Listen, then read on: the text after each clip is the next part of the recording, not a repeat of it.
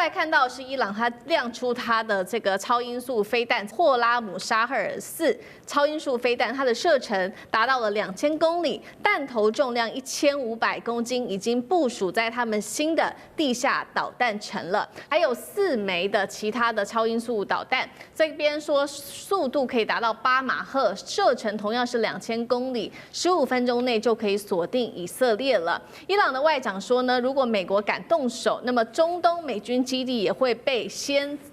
得到报复哦。那中国呢？中国现在说提供给伊朗反隐形雷达系统跟它的防空飞弹，能不能有效的威慑美国的 B2或者是 B52等等的轰炸机？小舰长又怎么看？我稍微补充一下刚刚郑源老师所说的啊，这个世界上只有2个国家有这个高超音速飞弹。那很多人会质疑啊，说第3个国家美国也应该有啊。美国是有暗鹰，可是暗鹰截至目前为止还没有通过美国的相关的那个初级的作战的一个需求的规定啊，所以其实现在也真的只有中国跟俄罗斯有。那我们最近看到的照片呢，也就是在阿拉伯海上面的这一个林肯号航空母舰啊，它迎来了鱼鹰机。这个鱼鹰机里面做的不是一般的补给品，也不是路人甲啊。我们可以看到这2位啊，第一位这一位呢，其实是这个美国派驻到伊朗的这一个和平代表，也就是科索夫。那另外这一位呢，其实是库许纳，也就是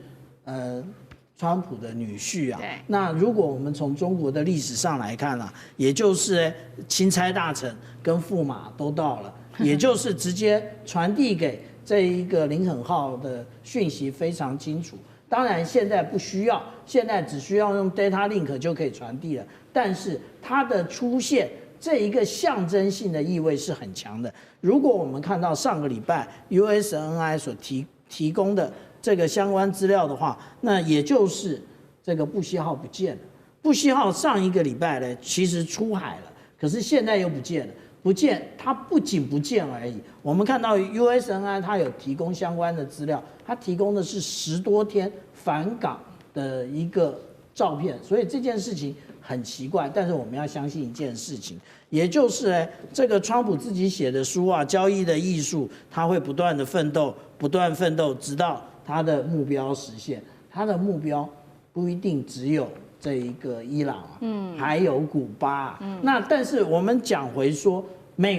中国提供的装备，那我现在拿出这张图啊，有很多人会质疑说，这一个有关于这个 JY27的这个雷达，这个我们之前看到那个委内瑞拉也有啊。对，现在大家都证实了，委内瑞拉的这个雷达，第一个没启动，第二个保养的状况非常的差，所以其实没有达到作战的使用的状况。这一种雷达其实因为它使用的是 VHF 频段，专门克制的，也就是逆中战机的部分。那为什么现在还会不断提供到这个伊朗？当然，第一个就是提供给伊朗自我防卫的力量。第二个，我们千万不要忘了，美国也会把第一手的，例如说萨德飞弹提供给以色列。为什么？因为测试一下嘛。经过测试，然后他们的技术人员也会在现场，才会了解这些装备未来的这一个性能提升要该如何做。那例如说我们现在看到的，这是去年我个人去长春航展上面所看到的 H408的这种雷达，这种长程预警雷达，它已经把第一个它的这个构面比我们刚刚讲到的小，而且呢它也一样是 VHF 频段。那另外大家所谓的提供这一个红旗8的这种防空飞弹啊，它其实如果以外贸型来讲，也就是直接卖输出的话，因为解放军用的，它实际的驻用我们并不知道，可以达到260公里。可是我们这里看到的这个是比较长的，然后比较粗的，后面其实还有一个红旗9C 的，也就是感觉比较小的，这是在去年93阅兵上面所看到的这一个相关的技术资料。其实还没有公布，大家可能会笑啊，说中国大陆用的这种反逆中的雷达，但是我必须要在这边给大家看啊，其实这是最新的一种，也就是 JY26，它使用的是圆形极化的天线。那大家说这种大而不当啊？对，你如果这样想的话，那我跟大家报告，下面这一个 TPY-X 雷达也是如此。这个雷达是洛克希德马丁做的，目前美国还没有投入战备，但是即将投入战备。为什么？因为这种雷达的确可以来征收逆中的战机，或者是逆中的各种的水面的舰艇，美国也需要。所以我们这样讲说，不要因为这一个委内瑞拉的状况就认为解放军的装备不行。好，这个是中国大陆提供给伊朗的装备武器。那关键还是要回到说，因为2月6号的这个核谈判，美伊的核谈判破裂嘛，那接下来美伊关系又如何发展？我们最后1分钟，请聂老师帮我们补充。OK， 我这个很有趣的一件事是，去年大家记得6月4号，对不对？这个在加拿大开的 G7 会议，一半就偷跑回去，然后说2个礼拜要打这个伊朗，结果呢2天就攻击的这个所谓的是生土炸弹啊 GBU-57。结果你会发现炸60公尺，好像没有炸到80公尺，这个又核外泄也没有。那现在呢，要人家限制核，他现在告诉说我们要谈判，上桌谈判的3个条件。第一个条件，限制你核发展，你不是把人家炸光了吗？第二个，其实你再炸不就好了吗？干嘛要用谈判叫人家限制呢？当然，这是我讲伊朗呢，他要维护他自己生命安全一个很重要的保命武器，他不能，所以他只能说我暂停，而且说我可以把这些先送到俄国，你知道吗？他的后面的这个背后代理人就中国、俄国，大家可以还保护他一下。对，所以你看这个谈判是谈不拢。第二个，当然美国还要求他这个长城这个飞弹的弹道要把它这个完全要这个取消掉。所以你觉得这个这个伊朗怎么会接受？当然，这时候你就会这样发现他们这个剑拔弩张。可是刚才也讲到了，这个没有错，我也搜寻一下，伊朗其实它没有真正所谓的反舰飞弹啊。即便这个可以打得很远，但是我看到的收文是，它不是真的要打你这个舰，它可能打不到，它是要你这样做，我就打你这所谓的美军基地。地对地的嘛，那个是这个所谓的长城飞弹，也就是它那几个有最少好几枚，它可以打到以色列，就攻击以色列。我觉得他现在要做的是这些动作而已。那当然对美国来讲，我觉得现在美国他不敢随便乱打，迟迟不打，我觉得好几个原因。第一个是时空背景不一样，跟去年真的不一样。第二个，因为伊朗这些就是反动这些人，他们基本上情绪也变化。第三，他准备现在也比较齐全。我觉得最重要还是刚刚讲到的，现在有背后所谓的背后代理人的这些协助，包括我甚至知道他们有这个卫星已经空照把这个林肯舰它的走向定位都定得非常清楚，这个情报都给了伊朗。所以呢，基本上这个就算美国的一些动静，也可能中国给的光情资这个地方，可能就会让伊朗比较有机会呢抓准他们要走的动向。再适时的给一些这个回击，所以当美国要打的时候，他们会自己发现打人这个伤7分，自己会重伤3分呐。当然，包括那些防空的那些反隐形、反逆中的这些飞弹。这些装备系统雷达系统，我觉得也是让伊朗这次比较保有准备，比较敢现在跟美国对峙的一些很重要的原因。美伊谈判是假的，是真的要开战吗？因为川普这一次呢，针对了世界上许多跟伊朗比较友好的国家做了制裁，那么在关税上面的制裁，同时它的航母已经压境了，伊朗则是亮出它的超高音速飞弹，再加上北京传出说要提供雷达跟防空系统给伊朗。今天我们来看到中东战事一触即发，3个火线话题。今天请来宾帮我们做解答的是，美军这一次祭出的各种制裁，也代表战争进入倒数了吗？我们可以看到2月6号的美伊和谈是真的已经破局了吗？还有没有救啊？第二件事情是，伊朗这一次也亮出它的各种武器，除了这个长程弹道飞弹，这个是霍拉姆沙赫尔之外，还有这个8马赫的超音速飞弹，射程据传直指以色列，真的有这么强吗？最后来关心到是中国大陆到底是否真的帮助了伊朗提供反隐形的雷达，加上它的防空飞弹系统，它的战力又如何呢？能够威胁到美军的轰炸机吗？今天就这些议题，我们会一起来做关心。好，在阿曼这一天，2月6号举行的这个核谈判呢，美国已经要求了伊朗的2件事情，包括说，伊朗你停止生产你的浓缩铀，还有呢，核燃料移出到其他的国家，并且接受监督。结果没有想到，伊朗针对美国提出的这2件事情都是完全的拒绝的。现在看起来，核谈判是否已经破裂了呢？所以呢，美国最新就赶快祭出了各种的制裁，来自于川普，他针对了锁定伊朗的14艘影子舰队，还有15个实体，宣布呢，接下来会对伊朗的贸易加增，其他的国家对伊朗只要有贸易会加增25%的关税，并且在军事面，林肯号打击群带着450枚的战斧巡弋飞弹已经进入到阿拉伯海了，包括它的周遭的第9舰载机的联队也在这边做了升空待命。美国已经要求自己的公民赶快立即撤出伊朗，如果有必要的话，政府也会来去做协助。再来看到是伊朗，它亮出它的这个超音速飞弹，这个是霍拉姆沙赫尔4超音速飞弹，它的射程达到了2000公里，弹头重量1500公斤，已经部署在他们新的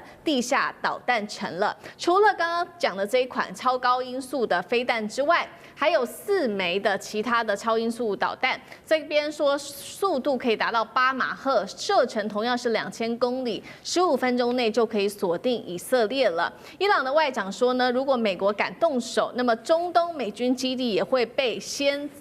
得到报复哦。中国大陆则是提供伊朗在这个方面，不管有反隐形的雷达系统或者是防空系统，在内包括了多款的武器，要协助伊朗打击美军的轰炸机。那么解放军也接收了大量解放军的军用运输机。据传呢，中国还向伊朗提供了红旗9B 等等。所以呢，节目一开始我们也要特别请小舰长来帮我们做一个分析，有关于前委员来帮我们做分析，这个有关于美伊的核谈判是否可以说真的已经破裂了？刚刚讲的伊朗提供了这个霍拉姆沙赫尔4的这个飞弹，而且呢还部署了8马赫、射程2000公里的超音速的飞弹，在这里是真的能吓阻美国，还是先发制人？委员怎么看？既没办法先发制人，也没办法吓止美国。我跟各位解释一下哈，因为伊朗没有反舰导弹，而且没有可以打航空母舰的反舰导弹。反舰导弹跟这些导弹性质是不一样的，档次也不一样。除非中国给他鹰击20亿，可是他也没有战斗机，也没有轰炸机，所以他更没谈了哈。他们伊朗敲锣打鼓哦，他们有没有超音速导弹？有啊，当然有，因为超音速导弹就超过1马赫以上就超音速导弹嘛。不像那个战斧飞弹哦，它是0.8马赫，那当然不是超音速导弹。可是伊朗有没有高超音速导弹？媒体都沸沸扬扬。但是我要坦白讲我的想法，我认为他没有，因为我始终看不到他的技术资料，不像中国、俄罗斯都会亮出技术资料给你看啊。所以对于所谓的什么8马赫，他们讲的都是终端速度8马赫，哪来的那个导弹到终端速度都要随便都超过5马赫嘛，没什么了不起的。重点是在中间的飞行速度有没有超过5马赫？因为中间是最容易被拦截的。因为飞弹初升段没有人会去拦截你，中升段很难拦截，所以大部分拦截都是在中段。那拦截在中段。像我们爱国者飞弹是拦截是在中段，是在最后。最中段拦截，所以有时候效果不会特别好。是，那你这个中段拦截必要条件有2个，拦截不住就是说，第一个你速度要5马赫以上，因为5马赫以下雷达能够锁定，5马赫以上现有雷达无法锁定。然后这个还可以什么？你不让雷达锁定，还有一个方法，你要可以漂浮，所以变成有成波体，2个因素中要有1个，那或者2个都有，当然更好。所以，当你这个弹体无法被锁定的时候，就很容易拦截。他讲的是这个道理。那这个霍拉姆沙赫尔，他经常讲说他有射程2000公里，射程2000公里没什么了不得啊，就是中程弹道导弹。然后这个超音速也没什么了，但是他到了没有办法拦截的地步，那我觉得稍微夸张了一点。因为目前我所知道的，只有中国跟俄罗斯有高超音速导弹，其他国家没有，看不出来其他国家有啊。那胡塞组织那纯吹牛的啦。那再来看看这个射程打以色列，打以色列挨个几个导弹也正常啊。一场战争什么可能不挨几个导弹呢？对哈。那只挨几个导弹对以色列会伤多大？我认为是以色列承受得起哈，承受得起。不至于说被打以后就瘫痪了，不至于哈，不至于像乌克兰这么菜不会啦。从军事观点来讲是这样看。但是这个现在就是说，美国要怎么打伊朗？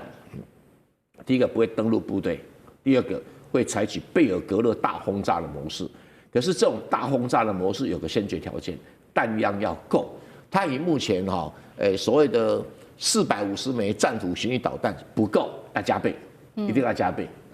要加倍。那加倍的话，就要有另外一艘航空母舰打击群来。那现在据了解，小布希号好像在赶来当中，但是还没有确定这样的一个说法。那整个战略目标，就说我这场战争，美国到底在想什么？其实美国认为他是想要铲除教士政权跟革命卫队的头目，仅此于这样就能够动摇伊朗的政权。大家不要把想动摇伊朗政权很复杂，伊朗政权是全世界最容易动摇的政权。你看看那巴勒维的爸爸，一个旅长带了一个军队就把那个卡萨王朝给打垮了。那一样啊，就是这个东西就是伊朗的特性，因为伊朗一向是少数民族政权，就像满清满族统治中国，那汉族大多数，如果汉族不理你满族，你满族就垮台了。现在伊朗也有类似的情形，所以它如何精准的，第一个弹量要够，大轰炸量要够，第二个就是说情报要准，到底这些人住在哪里？他并没有要灭伊朗，也没有把伊朗什么能源设施打烂掉，那倒没有，打会打，那不会打烂掉。那他开这个条件呢？他当然是在勒索伊朗，伊朗怎么可能答应嘞？不止如此，他还要什么把他的弹道导弹？当然有人讲说，伊朗现在有什么多少个几百公里的地下弹道导弹，平常讲那个都不太管用了。为什么不太管用？因为美国都知道弹从哪里出来啊。弹道导弹最麻烦的，除非像土地像中国够大，一拉5000公里，伊朗怎么可能地下5000公里的这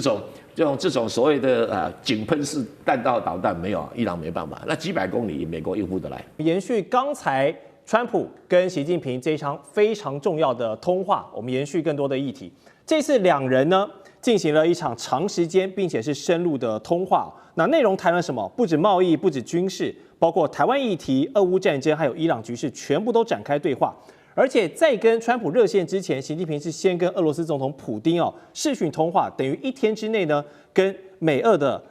领袖展开意见交换，这是一个蛮罕见的情况，不太常见。而且就在这个节骨眼上呢，我们看到这个《南华早报》指出呢，中国海洋的科考船叫做大洋1号，它现在现身在阿拉伯海，甚至呢逼近美军林肯号航母的活动海域了。大家都说林肯号不是已经把识别器关了吗？怎么大家都找得到它呢？这就很奇妙了。然后网络上呢，又突然出现了什么东西？大量的中国高解析度了。我们看这张图，大量的这个军用的卫星影像，而且里头清楚标示了几个关键的要素，包含林肯号的活动范围位置啦，还有这个美军 F-15E 部署的状况，甚至是爱国者飞弹的阵地等等都搭配了简体中文来做这个叙述。那么军事专家就怀疑了，中国是不是在向伊朗来提供一些美军的动态情报呢？因为类似的手法在之前的印巴战争其实也有出现过。想先请教委员，怎么看这一次川习通话？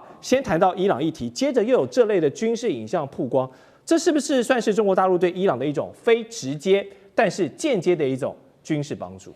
中国有没有对伊朗提供什么协助？目前看不出来，如果有都还看不到。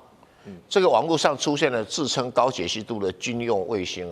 这个解析度不高，所以不可能是中国大陆提供的军用卫星的影像。中国大陆没有这么拉惨了，一定更精密很多了啦。第二个，中国大陆会提供军用卫星影像给伊朗，也不会公开，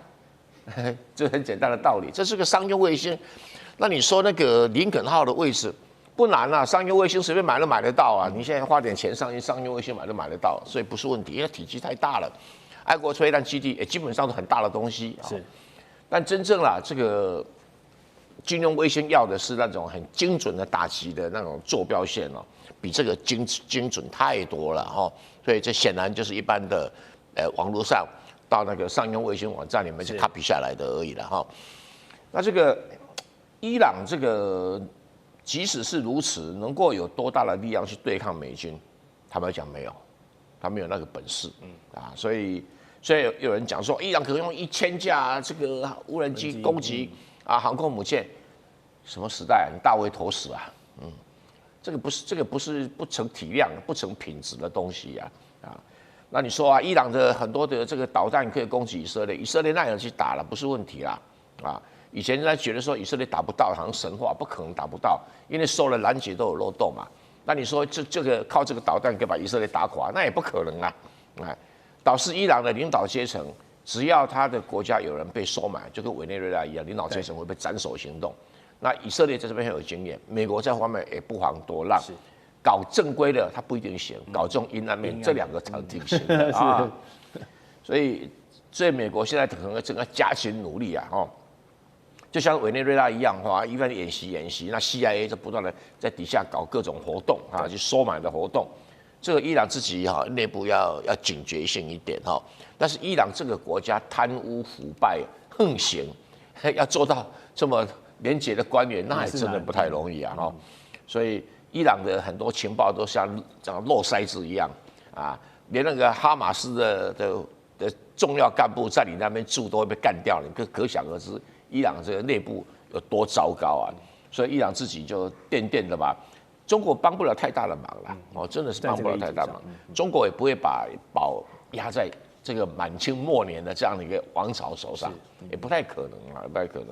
所以这个你说中国跟出手要管控中东危机，他做不到，中国也没有必要去嘎这一脚，真的没有必要，对他也没什么好处那但是外交上当然会讲主权国家这个不能被侵犯等等，基本原则讲一讲了因为中国现在是走和平路线嘛，可是美国是走这个实力霸权路线他为他的国家的安全他会施展力量，中国即使为了国家安全，他也不会去动用什么力量。对台湾就是如此啦，对日本也是软趴趴的，所以你不希望他对中东很硬。好，就在此刻，原本本周五呢要在土耳其进行的这个美伊的伊朗，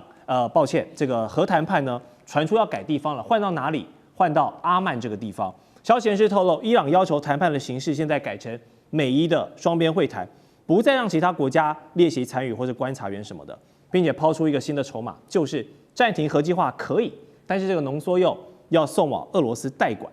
从交涉地点，从美伊的闭门会议到这个浓缩铀交给俄罗斯的种种这个3件套，我想问一下赖老师，怎么解读伊朗的这个要求？葫芦里在卖什么药？伊朗在测试美国是更想打还是要更想谈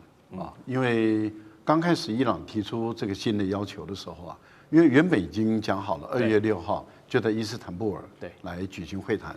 但是后来伊朗突然间改变了，他要求说改到阿曼来举行会谈。美国刚开始的时候是反对的，彼此之间激烈到就是说那就不谈了。那伊朗的态度也就是说那就不谈嘛，该打就打嘛结果后来美国还是同意伊朗说好，那我们就2月6号改在阿曼谈。这代表什么？代表美国川普是更想打，更想谈的，没有更想打那一方面可能他的军力还没有完全到，二方面美国要在这一次跟伊朗的冲突中，美国虽然完完全全可以重创伊朗的军事设施跟这个革命卫队或是军事能力，但是美国很难像在这个对委内瑞拉在加勒比海那个地方能够毫发无伤的全身而退，美国可能很难做到。可是如果美国的军舰或者航母或者是美国的战机被伊朗打下来，或者被伊朗击中，那这个是大事这个对于川普在国内，还有川普他本身在这个年底的期中选举是绝对不利的影响，特别是如果这个画面显露出来，例如说他的船、他的军舰被打了一个大洞，他的航母的战机被打掉几架，或者人员的伤亡，那这个对于美国来讲是一件大事。我们在强调，他可以把伊朗做非常严重的摧毁但是问题就在于他能不能像在对于马杜罗的那个行动毫发无伤，这个真的是很困难。好，那我们看到伊朗这一次的态度改变了，而且很强硬。第一个，伊斯坦布尔，土耳其跟伊朗的关系并没有那么好。那对于伊朗来讲，他宁可选择一个更中立的，就阿曼所以这个对于伊朗来讲，在谈判的地点上对他是有利的。第二个，原本的谈判是1对1，然后就是2方谈判，还有一个就是3方谈判，另外一个就是多方谈判，要进行这3种形式。那2方谈判就是美伊的谈判，3方谈判就是土耳其当作主持人、东道主来主持两边的谈判，还有一个多方谈判就是包括埃及、卡达巴基斯坦，还有阿联酋、沙特阿拉伯等这6个国家都来，而包括巴基斯坦，巴基斯坦跟伊朗的关系也并不和睦那这些多方谈判里面，对于伊朗都处于比较不利的地步。所以对伊朗来说的话，他要求的就是我跟你美国自己谈，单独对谈，那就其他的不用参加了。是，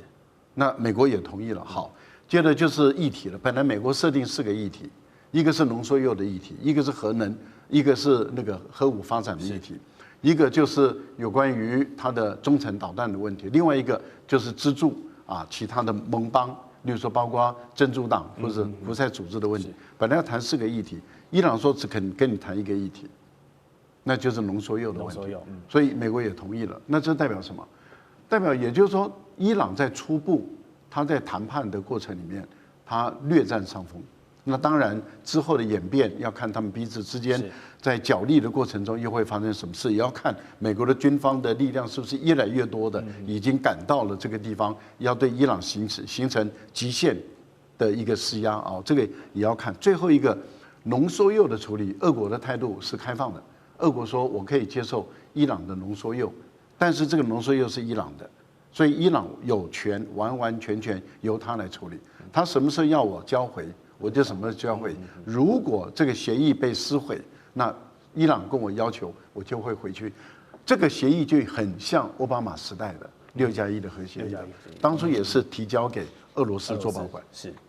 好，我们再来看到是美国的 Axios 新闻网，他们指出呢，川普其实对于这一次核谈判的一个态度呢是非常真诚的，而且川普包含很多的美国高官都一起帮忙背书，说川普他是真的不想攻打伊朗。那爆料呢，真正想发动攻击的其实是美国在中东的重要盟友以色列。那其实这也不是秘密了，因为以伊早就已经是积怨已久。媒体指出，纳坦雅胡向美方要求，在伊朗问题上可以允许以色列自由行动的这个权限。那如果从军事角度来看，现在美伊开战的几率是不是正在下降？那如果激不起美国这位大哥来率先出手来出头的话，以色列又按耐不住的话，那选择先行攻击伊朗，在没有美军帮忙介入的情况下，他们能够挡住伊朗这一些密集的导弹、无人机的饱和攻击吗？还是摩萨德真的这么神通广大？之前的这个 BB 扣发动的进攻，我们都看到，还是可以把这个摩萨德已经渗透到打击伊朗这个高价值目标都已经安排好了。将军怎么看？我们经常讲一句话这个你在战场上面得不到的，你也不要想在谈判桌上面得到。那为什么伊朗这次谈判一开始的时候，他原来说要改到这个阿曼去美国原来不同意的，最后美国会同意？我觉得那当然在战场上面有这个美国已经先输了一筹这个从昨天我们看到这个伊朗的见证者139的这种无人机对着林肯号的航母飞过去，那当然最后是被林肯号航母起飞的 F-35战机将它击落。可是这后面代表的意义是不是这个伊朗已经很明确的知道你林肯号的位置？我这次是用无人机过去，那我下一次如果真的开战，我就可以用导弹过去了。所以美国是不是忌惮于说是伊朗已经侦测到，也可以掌握到它的战舰的位置所以它必须在谈判方面必须要让步。当然这一局来讲的话，我觉得最明显，以色列来讲就是希望把美国拖下水，来打这场仗因为伊朗其实对美国的威胁不大毕竟隔那么远的国家，但是它的威胁最大的是以色列从2件事情看得出来。去年6月份的时候，以伊的互相的这种空袭的作战，我们就看到，虽然说伊朗本身也被打得遍体鳞伤了可是它毕竟怎么样，它对以色列也造成相当大的伤害，尤其是说以色列的这种反导的拦截系统，到后半期战争后半期，它在拦截率只降到50%。那如果说是伊朗后续有更多的导弹，那当然对伊朗是这个对以色列来讲绝对是一个很严重的一个打击。另外这次很明显的，如果说是伊朗真的是发展出来这个核武器的话，那当然它首要的目标就是对着以色列。第三个，我们经常讲，这次谈判还有一个条件，就是说这个伊朗不可以支持它的在中东地区的民兵武装组织，包括哈马斯包括到胡塞组织包括到黎巴嫩真主党。但是这些组织是对谁威胁最大？当然是对以色列威胁最大。那如果说是伊朗率头攻击的话，我们不敢说以色列可以获得全胜，可是最起码不死也半条命哈。所以以色列来讲，这是很明显想要帮美国拉下水。但是我觉得川普也不是笨蛋，他纯粹就是商人，他知道这场仗打下去对美国不见得是有利。所以我认为说，从美国答应谈判地点改到阿曼，可见的美伊双方的开战的条件已经下降。那现在来讲，我觉得美伊双方互相再给对方一个台阶啊，能够下来，让这场战争不要发生。那如果说美伊双方台阶互相下来，我觉得最着急的就是以色列这个国家他一直希望，他甚至于放话，他放了2句话这个纳坦雅胡说，他宁可挨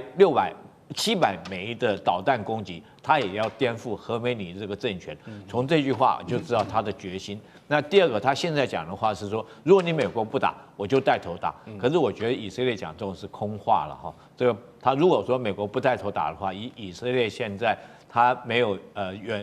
远程的攻击能力来讲的话，是做不到的，纯粹就是想要把美国拖下水。中东战事，现在呢，伊朗的国产无人机航母，这个我们今天会特别来看的，叫做巴盖里烈士号正式的亮相了。再加上伊朗他手上握有的1000架的战略无人机上线，今天会特别来关注是革命卫队已经全面的备战了。那么美军林肯号在中东则是持续的施压，这一场战争一触即发。今天会一起的来做关心。好，赶快来看到是，其实呢，现在林肯号已经正式的抵达中东地区了。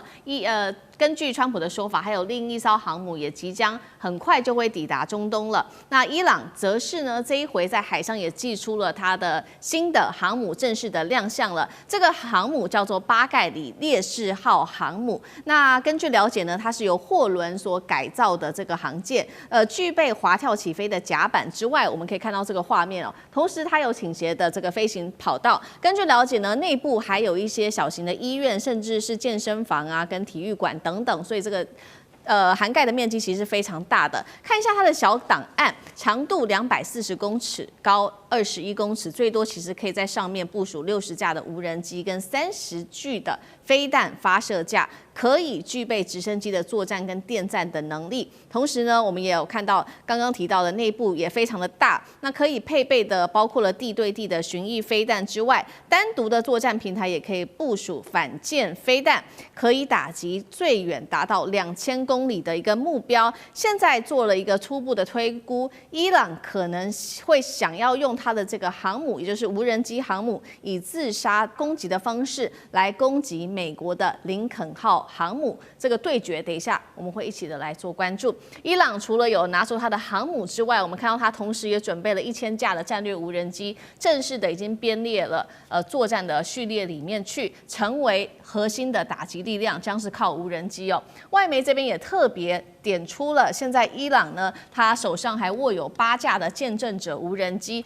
日产量甚至达到400架，而且重点来了。还有俄罗斯在当中帮助提升它的产能。刚刚说到了俄罗斯的角色除了帮助在无人机的生产之外，还有寄出了米格29武装直升机，现在根据了解已经现身在伊朗的境内了。那么伊朗现在也说呢，他要掌握荷姆兹海峡，也就是接下来我们可以看到在2月份2月1号到2月2号这2天。他会在荷姆兹海峡这边正式的举行实弹的军演，这个海峡将会被很快的控制住。伊朗的政府专机也从德黑兰被拍到直奔莫斯科的一个航道，是否代表说最高领袖哈米尼接下来会逃往俄罗斯呢？这样子的议题我们会持续的来做关注。那么来看到美国方面又做了什么样子的准备呢？在各个武器逐渐到位，我们看到除了林肯号抵达中东之外，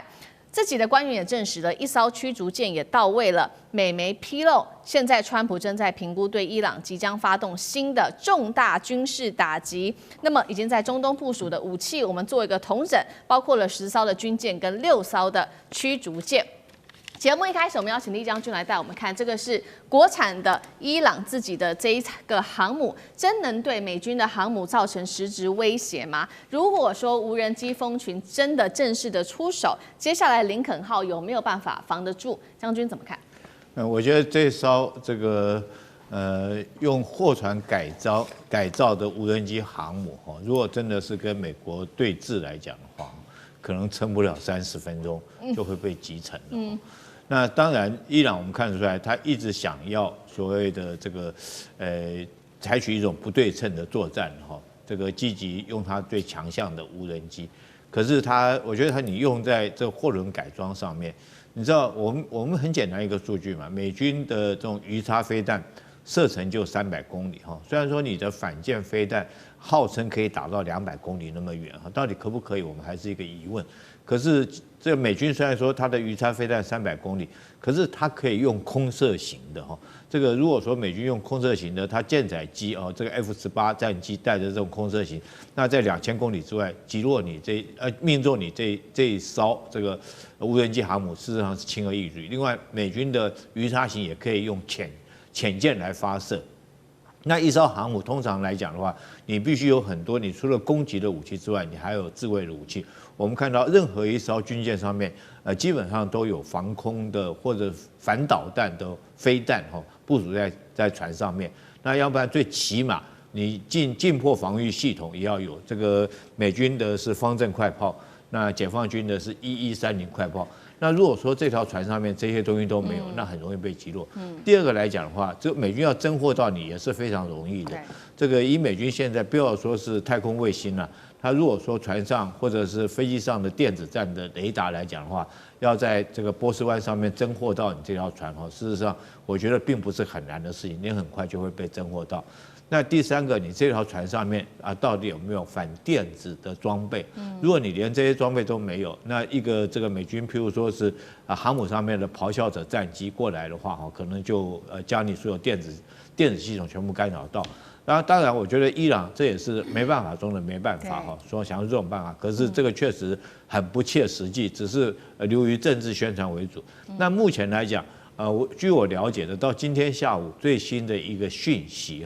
这个美国虽然说林肯号航母已经部署在这个阿曼湾的外海，就阿拉伯海波斯湾的外海，在这边应该已经在那边就位了。虽然它将 AIS 关掉，但是今天有一个 AIS 的信号雷达又开了在什么地方呢？有一艘美军的伯克级驱逐舰，现在正通过红海这个苏伊士运河，它等于说是从这个地中海那个方向赶过去，所以美军不断的军舰在这方面增援这个地方。我个人认为，美军是想要川普是想要借着这个极限的军事施压，来迫伊朗来就范，来愿意上这个所谓的谈判桌，来谈所谓外交方面来做解决那伊朗来讲，目前来讲也没有说是完全关掉这个大门，外交的谈判他也没有关掉这个大门。但这场仗打起来，我觉得就美军来讲，也不见得能够占到便宜。虽然说他可以将伊朗打到元气大伤，可是他如果说不能在第一时间就将伊朗这个逼他就范来讲的话，那伊朗后续的反扑，甚至后续的力道还是很大的。对美国这个在中东地区的基地我们现在看到伊朗来讲，它的主要的武器就是导弹跟这个无人机嘛。那不管是对以色列或对美军在这个中东地区的基地，都会构成很大的威胁。所以我个人研判到最后这两个国家还是会走上这个谈判桌，做一个用外交方面来做一个解决。那真的是开战的几率，我个人研判是不高的。好，所以我们看到美方现在正在做极限施压，所有的武器都已经集结在伊朗的周遭。那另外一方面，这个伊朗看起来情势紧张，是不是在这个时候也有跟俄罗斯有军事上面的合作呢？刚刚提到了说，哈米尼的专机现在有在猜测是否要往莫斯科的方向飞过去，难道他是要逃离这个伊朗吗？那同一时间，另外就是有被发现遏制的米格29现身在伊朗，这个俄罗斯的角色在这个时候是什么？是政治避风港，是战争时候的后援吗？我们也看一下米格29的战力，可以为这一场战争带来多大的助力？张将军怎么看？我认为这个哈米尼到莫斯科去它有3个意义，也是3大目的。第一个做战略移转，因为哈米尼如果留在德黑兰，留在伊朗，它是美国要去攻击的目标，就跟在委内瑞拉对马杜罗就是要去擒拿他。那现在他如果是哈米尼是伊朗的最高宗教领袖，也是最高领袖，他现在到莫斯科去了，战略目标到莫斯科去了。你在这边，你对美国对德黑兰还能够有这一方面的要去狙杀哈梅尼用一个外科手术室的斩首战吗？没有啦，你的目标已经跑到莫斯科去了。在莫斯科来讲是相对安全的，这是一个战略移转，因为哈梅尼在哪里都会洞见观瞻，被以色列的摩萨德的情报组织或者是美国的 CIA 中情局掌握，那就是讲的轰炸幕，就是那个地方，因为这个很容易被掌握嘛，因为他这个想要去隐蔽，躲在哪里？躲在指挥所，躲在地下洞穴，或者躲在碉堡里面，很容易被掌握，那就是被攻击目标。那他离开了，你怎么攻击？他本人不在那个地方，所以这是一个非常重要的战略移转到安全的处所。第二个，实施战略沟通跟战略协调，因为伊朗需要买什么武器、什么装备，所需要什么的急需。透过哈米尼直接在莫斯科直接跟他们当局就协调了，不用再来来去去的了。这个我要买这个，这个要加强这个，这个要加强这个方面的交换，因为它是最高的，他直接在莫斯科就做了战略沟通跟战略指导，这是最快最直接的。最高领袖在这个地方嘛，很容易就可以达成他的战略沟通的这一方面的目标。我们第三个就是一个我们讲的保全战略象征，因为它是毕竟是伊朗的最高领导人，那最高领导人是安全的，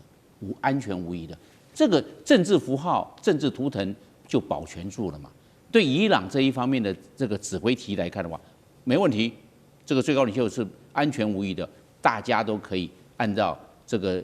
指挥体系、组织运作、这个官僚的体系继续来这边实施，没有问题啊。所以他这个是为了保全战略符号、战略图腾、战略象征，他做了这方面的努力。我认为伊朗是有备而来的，不然的话，那哈梅尼在哪个地方？在伊朗，伊朗虽然大，但是问题是目标被掌握的是相对容易的。是。那我们现在看米格29，那米格29是一个战斗机，它的这个最高的速度是2.3马赫，这个最大的航程我们讲的就是1500公里。但是问题是它是老一代的。那它老一代的话，现在都已经到了数位化的这种作战模式，或者是体系化、网状化的作战系统。那它这个能够有多少的这个我们讲到的抗干扰、电子反制的能力，我认为堪虞。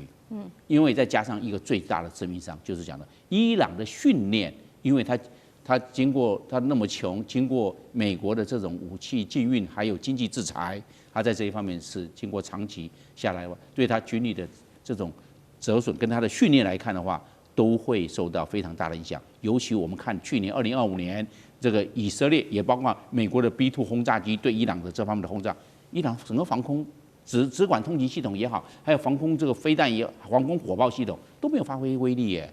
那换句话说，它的系统空地整合的系统出了一个很大的问题。当然，俄罗斯也提供它的这个最新型的这米28的武装直升机，但是这是对地作战的，这个武装攻击直升机是对地作战的。那美军跟以色列如果不进入地面进入，这米28大概只能这个空中警戒跟地面运兵的这方面的一个功能了，所能够发挥是有限的。所以米格29的战机也好，或米28的武装运输直升机也好，我认为在伊朗所能够发挥的战略角色相当有限。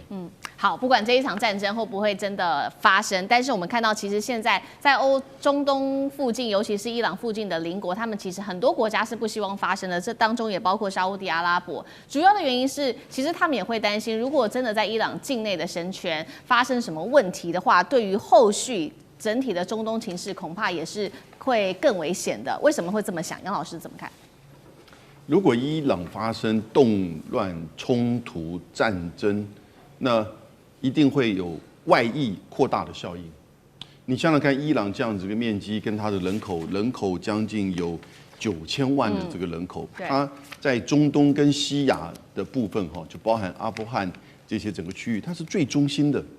它连接了波斯湾跟黑海，那所有的历史上的就是重要的通道以及地缘的战略这个高点都在这里。那它又是两个特殊的是，它虽然是穆斯林，但是它绝大部分是什叶派，要跟其他中东国家的穆斯林国家不一样。第二个，它种族上是波斯人，古文明，可是一直以来其实就以这个区域为主，跟其他的阿拉伯人种族上不一样。因此，它是一个完整的，就是这个民族国家虽然有一些其他少数民族，当它如果发生战争的时候，你就可以想象得到，第一个，这个军事冲突会扩大，因为它可能会针对在这个区域有其他美军基地，哦，或者是从甚至伊拉克、科威特、巴林，然后呢，卡达到就是阿拉伯联合大公国，都会变成他攻击的对象。所以这个军事冲突的扩大，哈，当然以色列也是一个可能的目标。这第一点的这个危险。那第二个就是这个恐怖团体，就恐怖攻击也可能会扩大。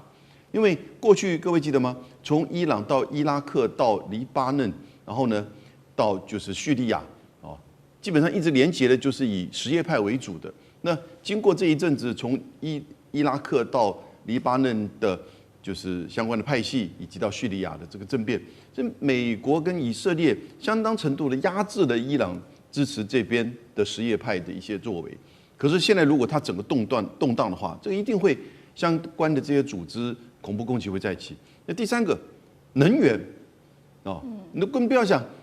战争还一开打的时候，波斯湾可能就被封锁了。然后呢，伊朗自己本身的油，它如果减少供应的话，国际的油价，那甚至这个区域的能源的运输都会产生影响。那第四，我们刚刚提到，它有9000万的人口，你产生的难民的冲击也是难以想象的。它其实整个过去20年。整个中东跟西亚地区的这些冲突，从美国打阿富汗到伊拉克，全球的难民都在增加。因此我觉得这几个层面，军事攻击、恐怖攻击、能源危机以及就是难民的问题，大概都会对这个区域产生严重的影响。我觉得美国大概也会想到这方面，然后呢，这些区域的各国也会告知美国，你要警告可以，你要预防性的攻击，那是你。这个尊重你的决定，可是你要采取全面性的攻击的话，其实那就可能会造成整个区域的混乱。好，接下来有关于中东的战事，赶快带观众朋友来看到的是美国跟伊朗现在持续的在对峙，而且已经被逼到一个快要到临界点了。我们现在看到美军的各种武器都已经摆出来，大局的压境哦。那白宫也放话，这1-2天内就可能会正式的来动手。重点是包括了现在可以看到美国内部它的披萨指数也不断的狂飙，在此刻呢，川普再加码，他说还有一支除了林肯号之外，已经在中东了，还有一支美丽的舰队，川普说正在航向伊朗。我们现在来看，把这个武器也摆出来，包括了美军跟伊朗各自寄出了哪一些武器，林肯号打击群之外，还包括了各种的运输机，包括 F-15E 等等，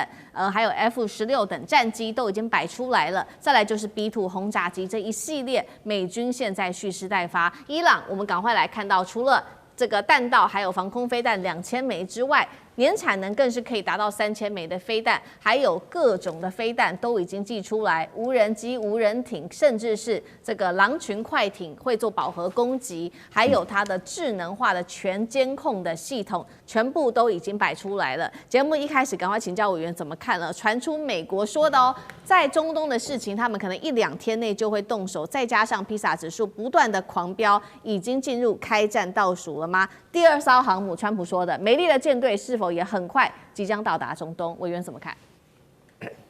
美国要这个时候攻打伊朗，这个几乎是美国最好的时机。如果闪过这个时机，机会也不大，因为现在是伊朗最脆弱的时候。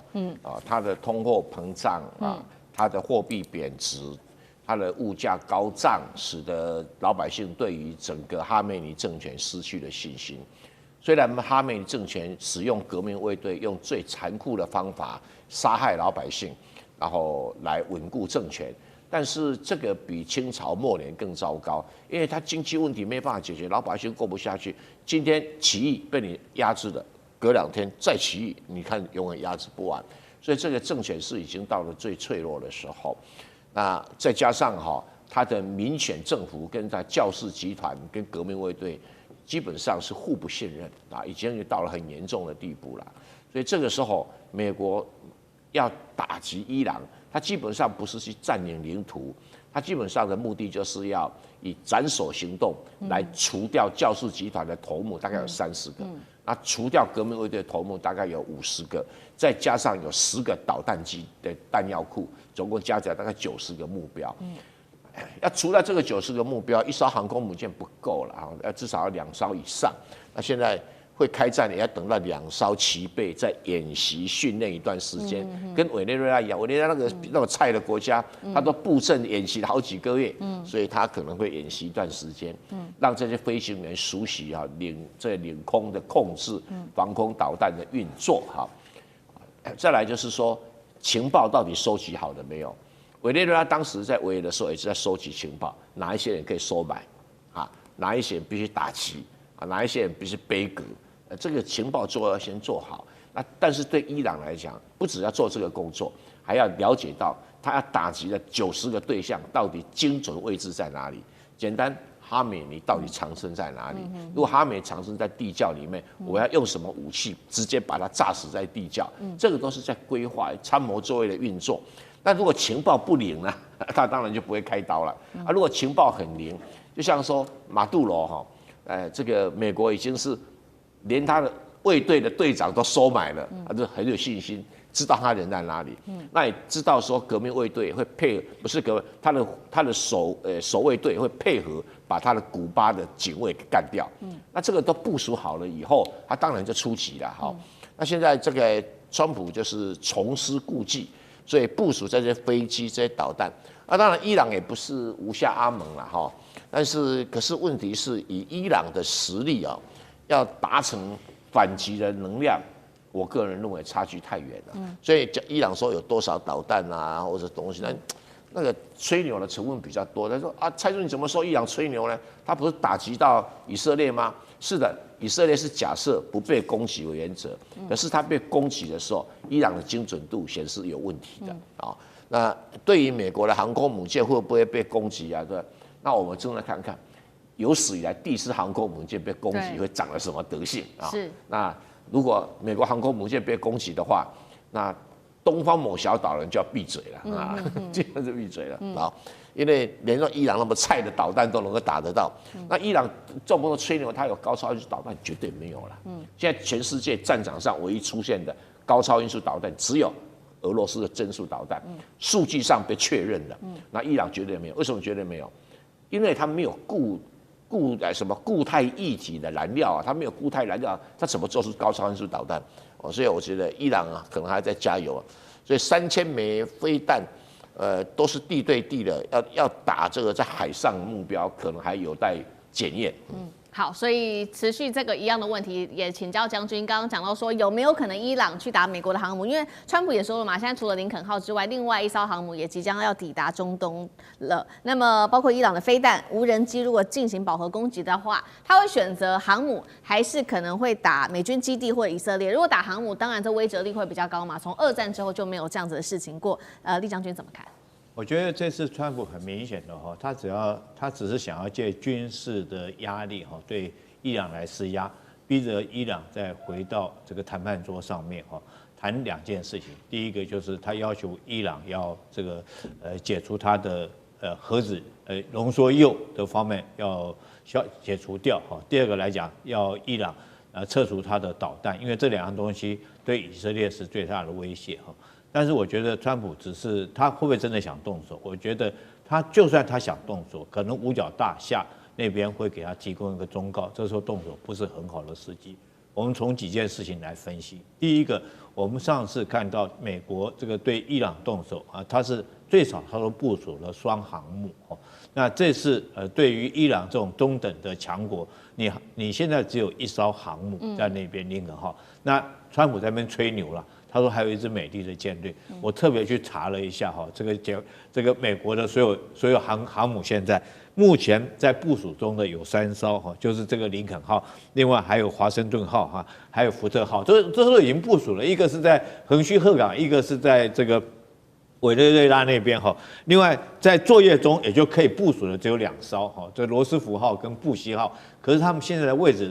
分别在美国的东西两岸。太平洋跟这个大西洋，那如果说要过去是可以，可是最少以现在来讲的话，从这个不管从大西洋到达这个阿拉伯海最少大概我认为最少10天以上的时间才到得了。另外有2艘是已经在部署完了以后，在阿兵哥在休假那2艘是李米兹还有卡尔文森号，另外还有3艘是已经在大整修的，有3艘雷根号、杜鲁门上次在这个中东那边被炸的，我想大家都知道撞船的那个还被这个他飞机还掉到海里面，还有1艘是艾森豪威尔号。这都在整修之中，所以说美国能够动的航空母舰只有2艘，这2艘现在看起来好像还没有往这个中东地区运动。那第3个理由，我认为说是美国川普现在还不太可能动手，当然就是海湾国家不认同包括沙特、包括阿联酋，他们很怕伊朗对他们油田来做攻击，他们倒不是不支援美国，而是他怕他的油田被攻击。如果伊朗猫起来打的话，这个不分青红皂白，那他们为什么要这个遭受池鱼之殃？所以这2个国家他就不愿意美国借用他的，你们打你美国自己去打，但你不要用我的领空，不要用我的基地，以免我遭受伊朗的报复性打击。伊朗可能打美国打不赢，但是打我的油田那是绝对没有问题的。然后再来还有一个很重要的关键，我们看美军用兵这几次的用兵都是速战速决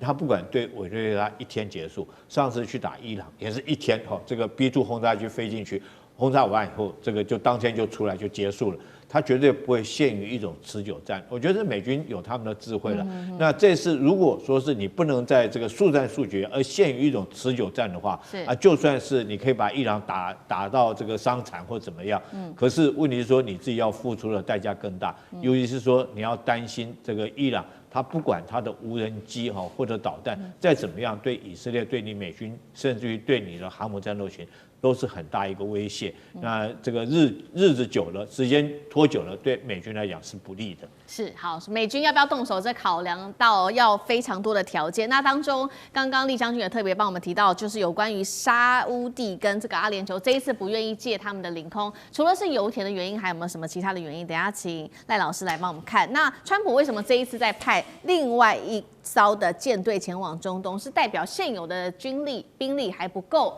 可以镇压伊朗的意思吗？赖老师又怎么看？伊朗的国土面积很大，人口很多那你要去轰炸伊朗的话，最好的距离位置除了巴基斯坦，还有这个阿富汗是在伊朗的东部另外在西部里面有伊拉克、有阿联酋、沙特在北部有土耳其。如果你要去轰炸这个德黑兰，你要去轰炸这个伊朗的重要的军事设施，那你当然要使用这些军事基地是最方便的。土耳其有美国的军事基地，但是土耳其这次已经很明白了，说不可以使用我的军事基地，我的领空也不开放。阿联酋跟沙特也做同样的一个表示那现在只剩下一个卡达的军事基地，可是卡达它距离伊朗很近，伊朗的中程的弹道导弹是可以攻击摧毁到这个卡达的军事基地，所以在对美军来说的话，已经把卡达的空军的军事基地的眷属跟非必要人员已经撤离了，留下的就是战斗人员。但是对于美国来说，还是要维护这个最近的空军基地的安全，所以它的SAD系统跟这个有关于这个爱国者导弹都已经进来这个保护。可是问题就在于，那你要从哪些地方来去对于伊朗进行攻击？现在被局限在只剩下在阿曼湾这个地方。也就是在阿曼湾这个地方，也就是伊朗的西南部，这个对于伊朗境内进行攻击的话，一个航母战斗群就不够了。因为一个航母战斗群就是一个空军的连队，88架的战机左右，包括空中预警机、电战机。例如说，它有2款的 F-18，一个是咆哮还有另外一个